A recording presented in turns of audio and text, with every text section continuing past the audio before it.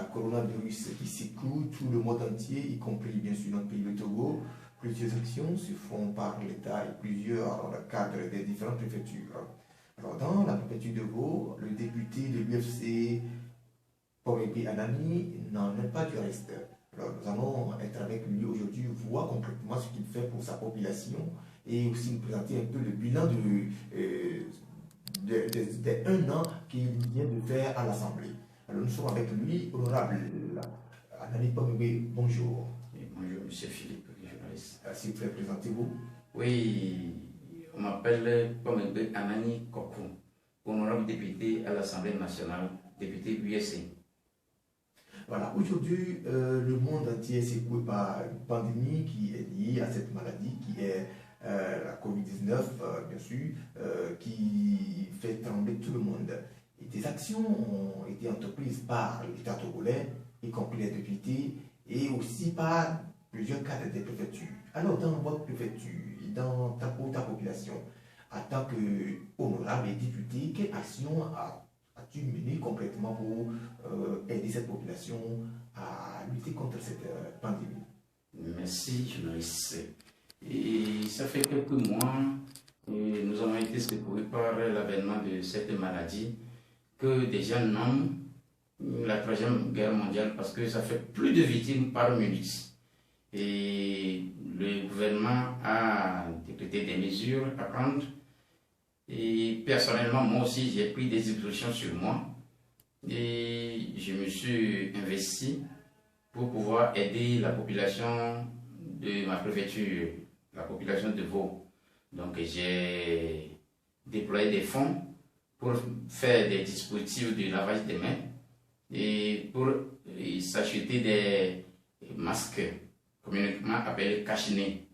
Donc, j'ai sillonné presque toute la préfecture de Vaud et surtout la commune Vaud 4, la commune Vaud 3. Donc, dans les 2 communes, j'ai installé des dispositifs pour le lavage des mains et accompagné de sensibilisation au profit de la population. J'ai installé jusqu'à 115 dispositifs de lavage des mains et dans la commune de Vaud 4 et Vaud 3. Et ce faisant, nous avons partagé plus de 1500 masques à la population. Et dans cette sensibilisation, j'ai vraiment ciblé, j'ai accentué mes actions sur le groupe des syndicats ou bien des conducteurs de taxis moto, communément appelés Zélidamen.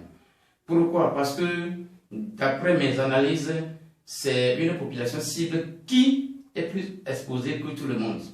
Parce que le conducteur, un frère conducteur de Zélidamen, quand il veut prendre un client, bon, il ne cherche même pas à savoir le client là vient de l'extérieur du pays, vient de l'Europe, parce que la maladie a commencé de l'Europe. Lui, ses soucis, c'est les frais de tarifs, le déplacement. Il y a combien? Quand le frais déjà fait, il demande au client de monter sur la moto. Ça fait attention d'où vient le client là. De 2, quand ils sont sur la moto et le client veut prendre un vent et la moto doit bifurquer, le client est obligé d'approcher sa bouche à ses oreilles. Cela veut dire que la mesure, ou bien les dispositions à prendre, une mesure de 1 mètre n'est plus respectée.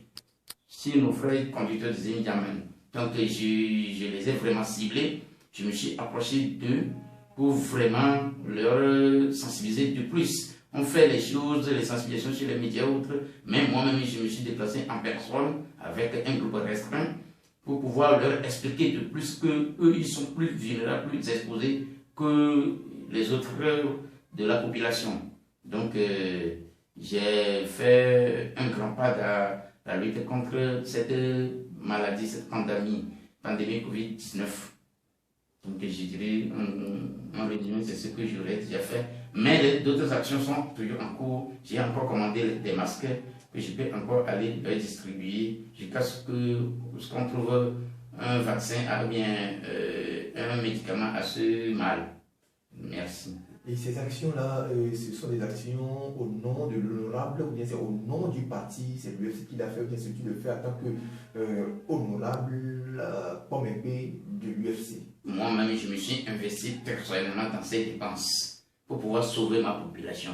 Pourquoi le gouvernement fait ces actions? L'Assemblée aussi a fait.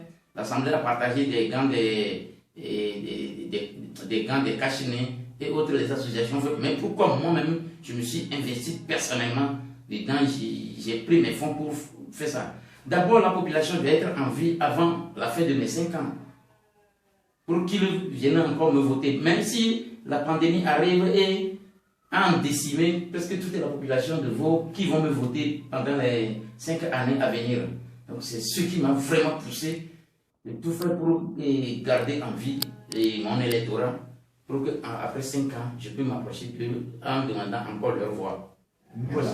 Vous l'avez dit, la population doit être en vie pour voter pendant les 5 ans-là. Et là, vous n'avez pas encore fait les 5 ans, vous devez faire un an, presque 1 an à l'Assemblée, pour nous parler un peu de votre bilan, ce que vous avez mené comme action à l'égard de cette population qui vous votera dans les 5 ans à venir, enfin, après les 5 ans à venir, si peut-être. Oui, merci. Et je viens à peine de faire 12 mois. Bon, nous sommes dans le 14e mois. Mais je ne peux pas danser et m'apprécier au même moment. C'est le peuple ou bien l'auditoire qui va m'apprécier. Mais je peux parler un peu de ce que j'ai fait depuis février 2019 jusqu'à alors. Juste après mon élection à l'Assemblée nationale, d'abord je me suis approché de la population de Vaud, les chefs cantons, les chefs traditionnels. Et la préfecture de Vaud a plus de 114 chefs traditionnels. Mais j'ai pu parcourir plus de 100 chefs traditionnels avec leur population, les CVD et autres, pour me présenter d'abord à eux et les remercier. Aussi demander leurs conseils pour pouvoir bien conduire ma législature jusqu'à la fin de mon mandat. Donc, dans un premier temps, c'est ce que j'ai fait. Et après tout, je m'approchais chaque temps au chef canton, au chef traditionnel pour les remercier. Après ça, nos frères, la plupart de nos frères n'ont pas le certificat de nationalité. Chaque fois, d'autres m'abordent que est-ce qu'on peut trouver un petit job, tout cela. Après tout, quand tu demandes les pièces, bon, c'est le statu quo. Donc, je me suis investi dans l'établissement de certificat de nationalité à mes frères, surtout mes frères émidiamens. Parce que jusqu'ici, dans certaines familles, il n'y a pas encore un seul membre qui a le certificat de nationalité pour pouvoir sauver la progéniture. Donc là où nous sommes actuellement, vers fin avril 2020, comme ça, j'ai déjà établi près d'une centaine de certificats de nationalité à mes frères, la population de Vaud, juste pour les sauver. Et tous ces choses-là, les certificats-là étaient établis à mes propres frères. Les frais de dépenses, déplacement, tout, c'est moi-même qui dépense juste pour sauver ma population. Donc sur le plan social, c'est une des deuxièmes actions que j'ai élaborées. Ok, merci. Et revenons sur le plan éducatif, qu'est-ce que le député a fait concrètement? Oh non, sur le plan éducatif, moi-même j'étais enseignant et professeur d'histoire géo ECM au lycée de Tablebo avant d'être élu. Donc j'ai toujours le réflexe et le sentiment, là, c'était pas encore parti.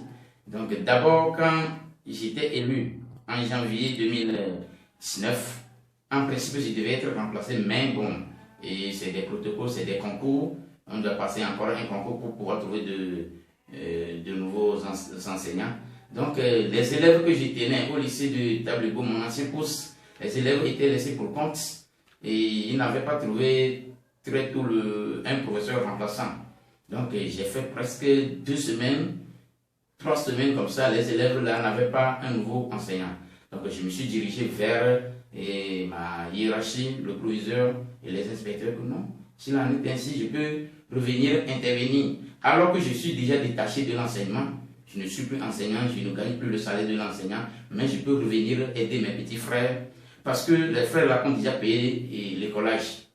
Maintenant, ils ne peuvent pas rester sans cours, alors que d'autres qui ont payé le même écolage vont gagner, vont avoir leur cours et ils vont passer le même examen à la fin de l'année. Donc, et je suis à peine 3 semaines, fin janvier, comme ça, je suis retourné au lycée de Tablette-Beau. Mais cette fois-ci, pas dans le tableau de service, mais dans l'emploi du temps normal. C'est le week-end, quand je suis dégagé, le week-end, le samedi et le dimanche, je retournais pour entretenir mes frères, continuer les cours jusqu'à terminer le programme avant les examens de fin d'année 2019. Donc, tous les élèves des classes d'examen, je me suis intervenu, je me suis investi, sacrifié pour pouvoir les sauver. Donc, concomitamment, au même moment que je faisais les mêmes cours, j'intervenais dans la préfecture de Vaud. Parce que, qu'est-ce que je peux partager très facilement avec mes petits frères de Vaud? C'est le savoir que je dispose, que je peux partager sans peine. Donc, j'intervenais dans le lycée d'Akmapé pour faire le cours de répétition et le cours d'appui gratuitement à 0 francs à mes élèves. Aussi, pendant les heures extraordinaires, c'est-à-dire le week-end, les mercredis soirs et autres. J'intervenais au lycée de Sébagan, au lycée d'Aménian aussi. Les élèves des classes d'examen, je les entretenais. On traitait, je reprenais carrément les chapitres, chapitre par chapitre, je les expliquais.